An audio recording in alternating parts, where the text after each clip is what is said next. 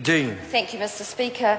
You can only imagine yourself or oneself in the Labor Party strategy room and they're thinking, OK, well, yes, but in this instance we're going to go there and we're going to think, OK, we're going to oppose the commissioners coming in to do a good job and pick up after Environment Canterbury because we really want local democracy. And then they move on to Sarah post the earthquake and they say it is really not fair of that bad national government to take away local democracy. And then you move forward a month or two and you go to the Local Government Environment Select Committee and you hear the submissions from councils fully backed up by their mates in Labor and they say taking away self-determination from local democracy, bad old national government, and then we have in front of us a bill which does exactly that. So what does Labor want? Well, I don't think Labor knows what it wants because, well, yes, Labor wants a new leader and it can't even make its own mind up about that. It's tearing itself apart as we speak. But we are now dealing with this bill on the name of Darian Fenton, and all she is doing in this bill is shifting the cost. All those fine words about access to learning and access to libraries is all very well. All crossing the digital divide and finding jobs is fantastic. Finding shelter from the cold weather, which is what they do in my part of the country, is all very well. But who's going to pay for it? Well, under Darian Fenton's Labor-light world, it is all going to be for free. Who's going to pay for it? Well, not the ratepayers. So here we go. Let's have a look at the purpose of this Act. The purpose of this Act is to amend the Local Government Act to expand the public library services that local authorities are required to provide for free.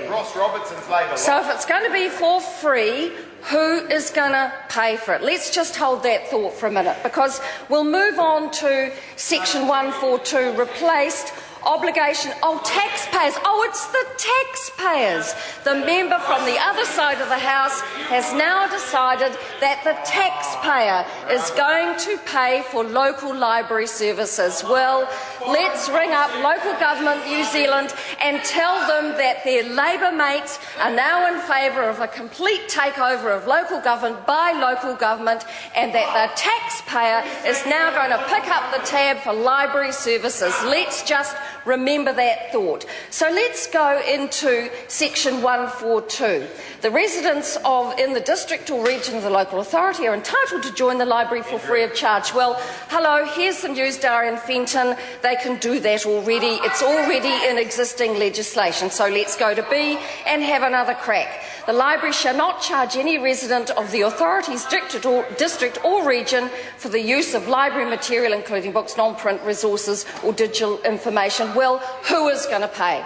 Who is going to pay for these services? If it's going to be free, is it going to be the taxpayer, as Phil Twyford no doubt is going to represent, or who is going to pay? Who is going to pay for these services if they're going to be for free? And I just want to make one final point on this bill, and I go to number 2. The National Librarian must present an annual report to Parliament on the implementation by local authorities on subsection 1. So isn't that fantastic? The National Librarian is now going to become the library police for the Labor Party. So, not content with drawing money out of thin air, no, should I say printing money, because I suspect that's the only way they're going to be able to afford this policy, printing money to give effect to this bill. They are also going to make the National Librarian the library police for Labor, so that they can go and check on local government. So here we have Darian Fenton. All this member is doing is shifting the cost. She cuts across all principles of funding of local government. This member should be ashamed of the ignorance she is bringing to this House. I do not support this bill. 820.